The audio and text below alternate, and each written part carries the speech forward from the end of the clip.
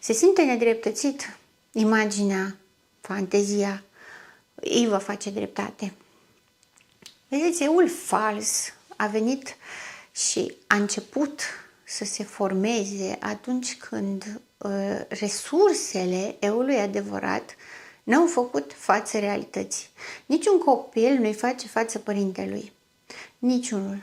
Pentru că nu este la stadiul la care nici măcar nu poate discerne dacă părintele are dreptate sau nu, dacă este corect tratamentul pe care îl aplică sau nu.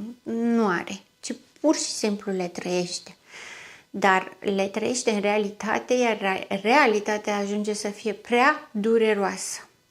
Când există anxietatea asta de a nu exista și sentimentele negative față de propria persoană, de insuficiență, de nu merit, se naște această fantezie a narcisicului, acest eu fals.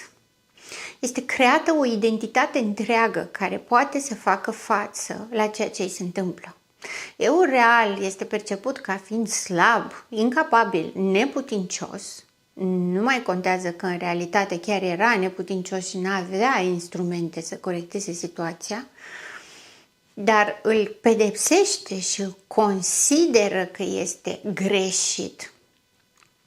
Și atunci creează în mintea sa o persoană ca el, care ar avea capacitatea să facă totul.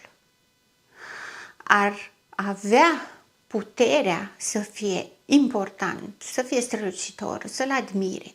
Pentru că această fantezie este creată la o vârstă a copilăriei foarte mici, este rudimentară. Adică nu se poate gândi cum ar putea corecta o situație, ci se poate gândi numai cum, dacă ar face acel lucru, toată lumea l-ar idolatriza, ar fi mândri de ei, l-ar adula, ar bătea din palme și așa mai departe.